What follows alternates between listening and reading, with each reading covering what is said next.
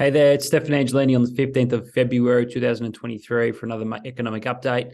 Today, we are talking some big results. So CSL, we're talking CBA, and we're talking about how China's reopening is going to have an impact on inflation, talking regional property prices, and we'll look at the US inflation figure, as well as if you are a hungry person and you like Subway, then if you've got a spare $10 billion lying around, how you might be able to buy it. Now, just letting you know before we get into this is just all general information, so please don't consider it as personal advice. If you want personal advice, go consult your licensed financial advisor. So let's get into it. Let's first look at some big results. So the king remains the king. CSL has just released its most recent figures, basically with Citibank increasing its guidance up to an expected share price of $350 per share.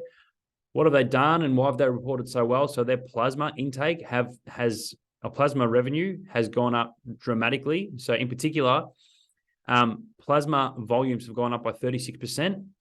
Now, it's helped for sales growth of 19%. So that means they've sold 19% more than they did last year. Now, if I look back on their profit expectations, they are looking to increase their sales by 60% over the next 3 years. So $10 billion, increasing all the way up to $16 billion by 2025. So some pretty high growth aspirations there. Now, importantly, while CSL's profit has gone up quite a bit, their profits have gone from $2.7 billion US to $2.8 billion, and they expect that to be their yearly profit figure. In terms of dividends, they're actually paying more in dividends. So they declared an interim dividend of $1.07 US per share. That's a 3% rise in the same time last year. So that should be paid around in April.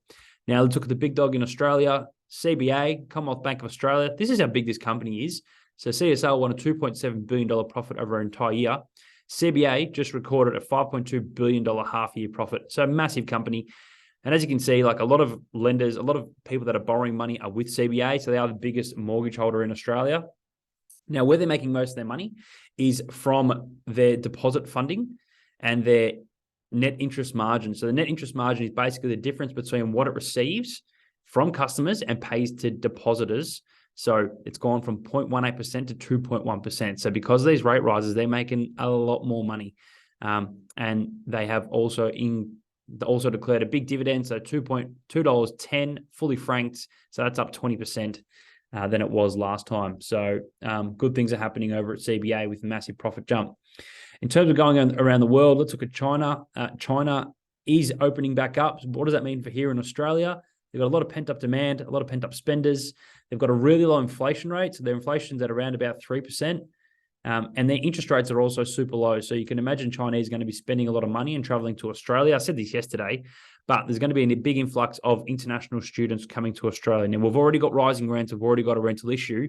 And this is probably going to put a further stress on rents and rising rents around Australia. And just to make matters worse, let's keep on property while we're here. You know that during COVID, a lot of people moved out into the regional Australia, and property prices there shot up dramatically. Now it looks like those property prices are starting to come off the boil just a fair bit. So some key regions that have had big impacts. So Richmond Tweed region in New South Wales, that includes Byron, Lismore and Tweed Heads. In the 12 months to January, it's dropped 18.6%. So it saw some massive rises, but now it's coming off the boil a little bit, which is good for anyone who wants to move up to Byron and work on their tan. So the US inflation rate, that's dropped to 6.4%. Now, if you look at where it was in June last year, that was all the way up at 9.1%. So as you can see, it's come down quite a lot. Looks like all the Fed tightening is doing well.